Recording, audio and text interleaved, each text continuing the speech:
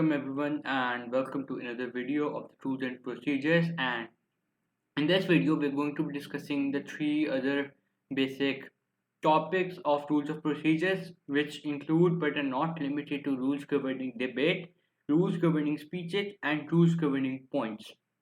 So the rule number 14, which is agenda. So basically what happens is that you're given an agenda before the conference which you need to prepare, and in most of the cases you're given two topics, and in some committees you're given one topic. Like for instance, when you're given one topic, there is not going to be more what we call it as procedures. However, when you're going to be having two topics, you're going to be having a lot more procedures than topic area one.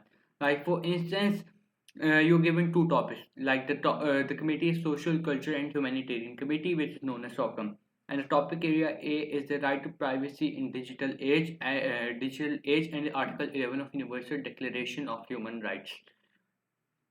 And the second topic is that how uh, violence against women. So what would happen is that firstly there would be establishment of speakers list, or what we call it as primary speakers list, PSL, and you would raise a motion in the following words: the delegate of XYZ would like to raise a motion to establish to set topic area A as the agenda of the debate, right? And there would be a topic, and there would be another one who would say to set topic area B, and then there would be two speakers who would be speaking in favor of the topic, and there would be two speakers who would be speaking against the topic. Like for instance, two speakers would be favoring in favor that why should topic area A, which is Article 11 of UDHR, should be spoken about, and two would be speaking that why should we not discuss it. And the same would be the case with topic area B, and each delegate would be given 1 minute uh, to communicate their words to the committee that why should that specific topic be discussed, and pursue them that why should they vote for this topic, right? And another thing is that debate over the agenda can only be closed by a motion after the committee has heard from two speakers of the motion. Like, and it depends upon the and also it depends upon the chair that if you want to listen to what we call it as eight delegates, or either two delegates, right? And then there's a basic uh, voting on agenda, and then there's a selection of agenda.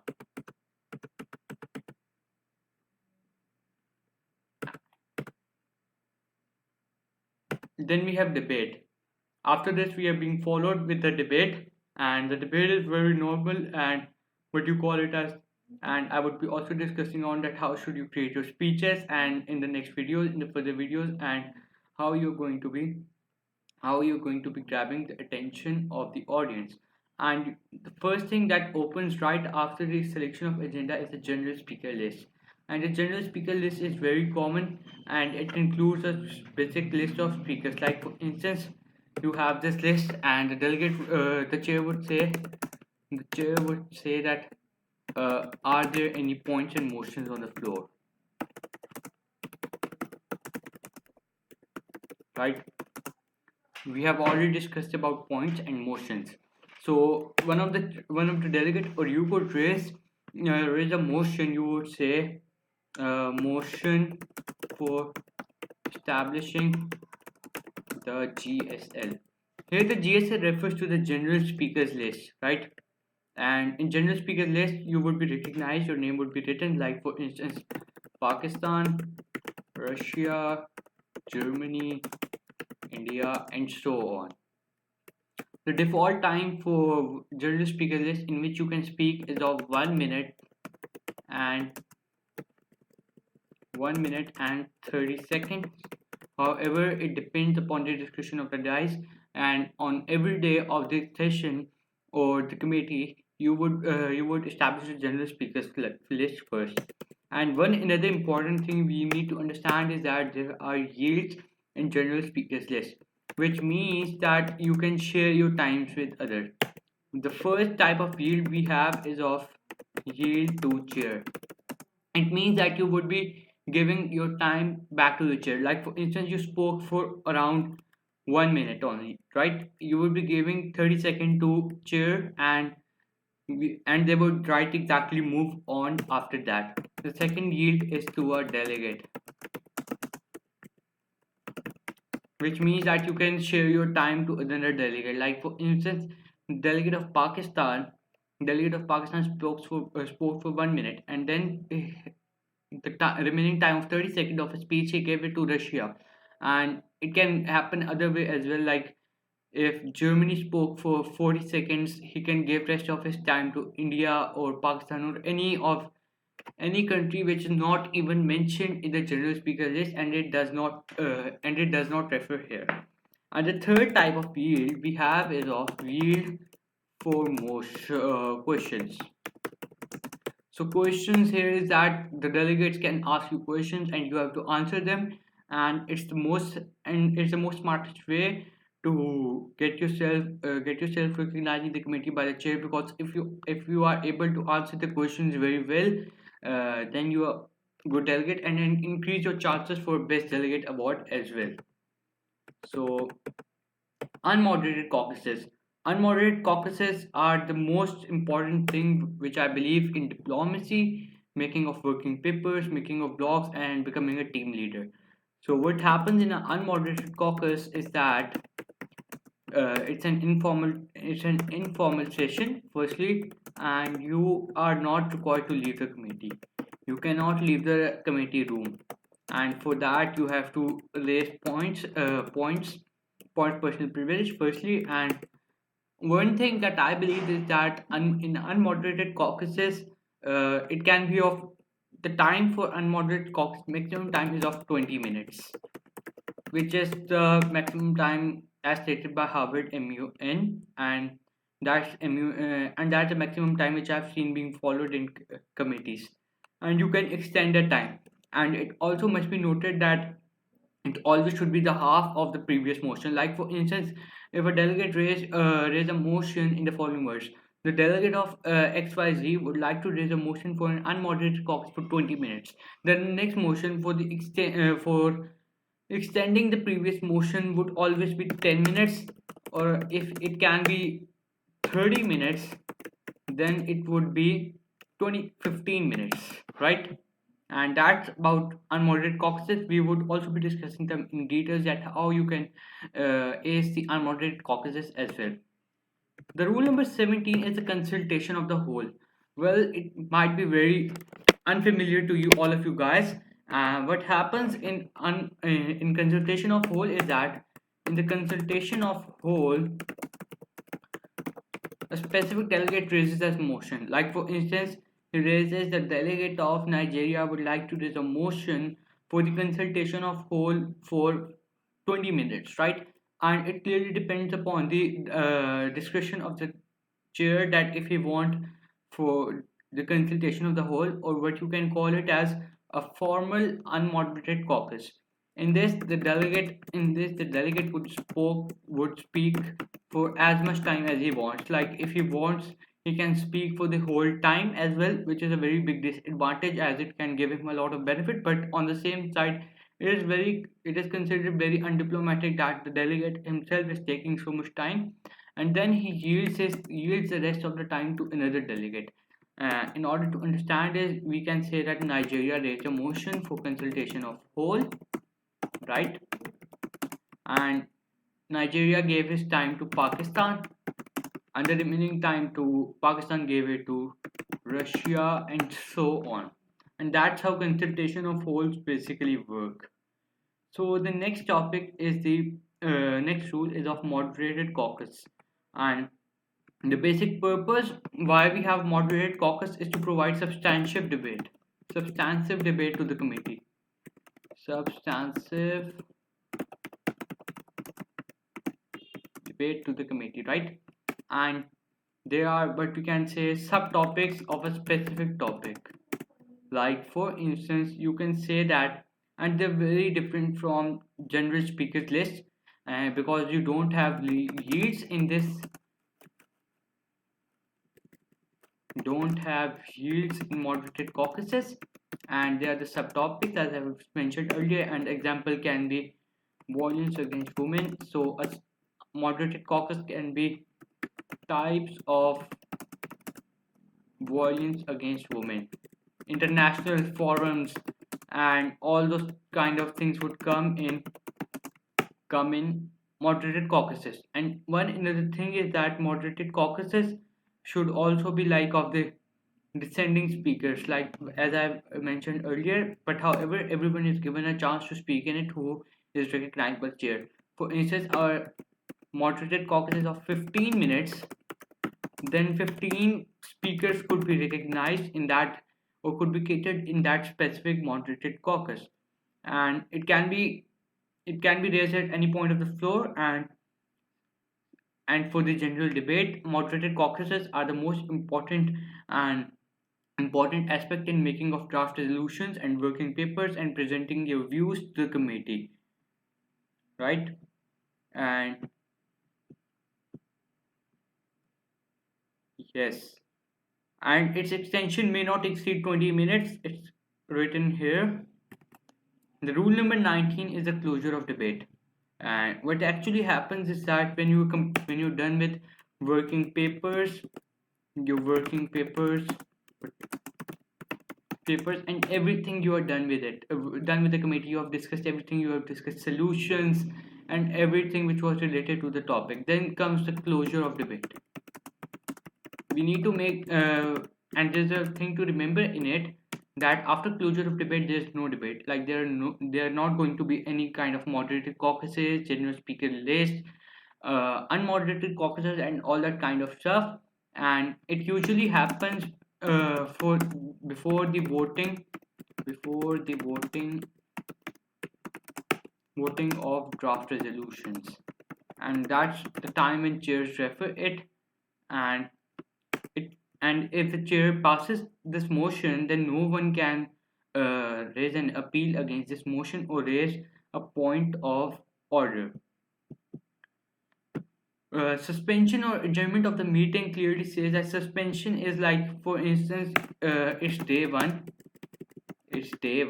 and you need to suspend the meeting. You would say suspension of the meeting, and after it's postponed for that particular day, all the meetings have been ended, all the sessions have been ended, and there's going to be no debate after that day. And on the third day, after the draft resolution, you have the motion for the adjournment of debate. After this, the whole session, the whole immune conference you participated in ends, and then comes the what we call it as award ceremony and events if there are any, and all those kind of things. And after the adjournment of debate, you cannot move back into the sessions or even the formal procedures. Yes, postponement and resumption of debate. Postponement and resumption of debate basically happens in what we call it as breaks. There are specific breaks which are given in the immune conference, like if they're going to be two sessions and there is going to be one break, and that kind of schedule is followed so the delegates should not kind of could not be exhausted and all those kind of things. And and before and before the break you say postponed debate, and after that you say resumption of debate. Like these are the two motions that you discuss in deep detail. Reconsideration can be done upon reconsidered after resolution if it's like kind of their amendments and they're rejected or either tabled by the chair. Then chair can call up two delegates who can speak up opposing to the motion, right? They can say that the discussion of the chair on tabling the draft resolution was not right, and can speak about their views that why was it not right, not right to be tabled. And another thing is that if the motion passes, the committee will immediately vote again on the draft resolution. Like for instance, there's not going to be you're going to be moving back towards the draft resolution. Rule number 23 is appeal, and it can be only made to procedural rules and procedural matters, and it can be appealed unless the chair, as a chair, is not following the rules of procedures and has been pronounced, and a delegate would also be given in it 30 seconds to explain himself that why the chair was wrong and what he did was wrong and how could you have improved it, right? And that's it for what we call it as basic rules governing debate. Now moving towards the rules governing speeches, which is a very important thing in your debates and overall. Speakers list I have already discussed before you is a general speakers list, and special speaker list is not established in procedural motions. And one other thing that it depends on the discussion of the chair that they either follow of the previous uh, that they either follow the follow what we call it as the general speakers list of previous time or previous day, or they make a new what we call it as speakers list.